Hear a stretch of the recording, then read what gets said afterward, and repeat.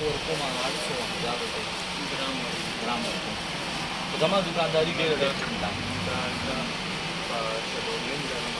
ऐसे सिर्फ का बचा है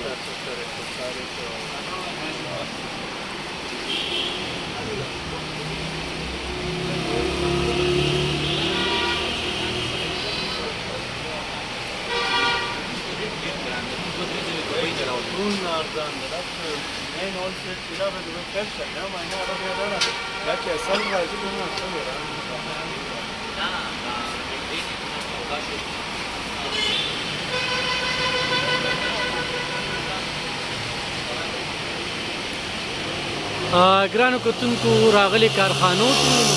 ته چې راځي او نایاب ډرای فروټ ته رانه شي نو هغه بعضې خلک وایي جنازه دې نه کېږي نو بس مونږ هم رالو او یاره بس اخلاقي خلک دي